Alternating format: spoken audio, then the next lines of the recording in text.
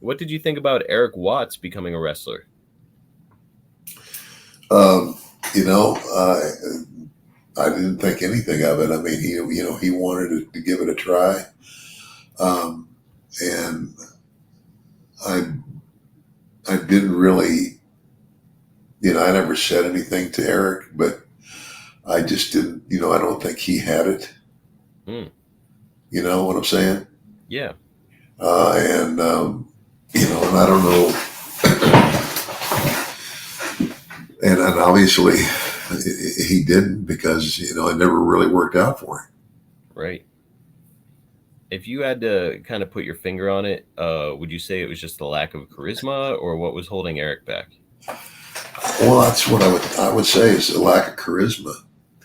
You can't you can't generate that into anybody. You can't make them have it. Hmm. They either have it or they don't have it. Junkyard Dog was not a great wrestler, but what Junkyard Dog had of overwhelmingly coming out of him is charisma.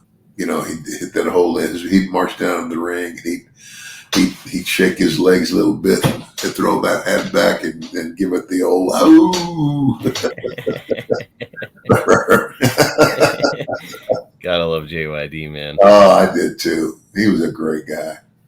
It makes me wonder thinking about Eric Watts, because like you take a look at Eric Watts and he's got great size, he's got like a wrestling background, so really it's like maybe the only thing on paper he might have been missing is charisma. Do you think that a strong gimmick can make up for lack of charisma? I'm thinking about a guy like if you were to put him in like a Yeah, cane I don't gimmick. care what gimmick you give anybody. It's you either have it or you don't.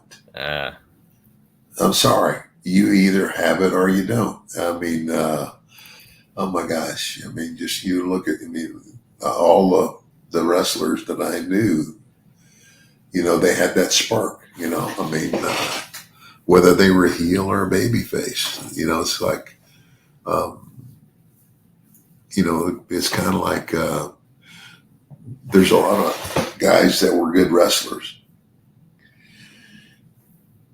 And what made them good was not so much, it's kind of like, I was kind of like one of those guys, like holes in the holes, out of holes, like I was like a ring technician.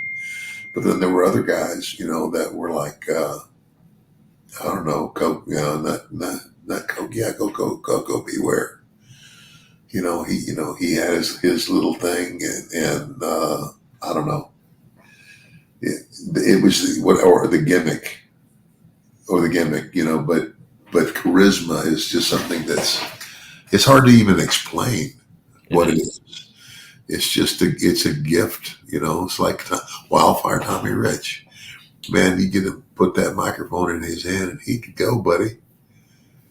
So anyway, No, I see your point, and I know what you mean. It's like it's hard to kind of describe. You can kind of take a look at somebody and see how they behave, and listen to their promo, and say like, "Boy, that guy's really got it," or hear him and say like, "Boy, that guy, he might be good in the ring, but not a ton of personality." And personality is really kind of what gets people over in wrestling, well, isn't I it? see, and that's the other thing too. Is a lot of times,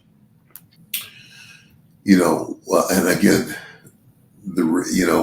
most no, I don't know if it is. I don't watch enough anymore to know, but what used to happen is you get a guy who's really good in the ring, really good, in the ring, but you give him the microphone and he's not that good.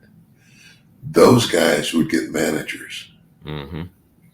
and the managers would do all the talking. It's like, his real name was Jim Weba. His ring name was Skandar Akbar. That he was, and again he was really good on the microphone. He could cut an interview, man. He could. He was just great.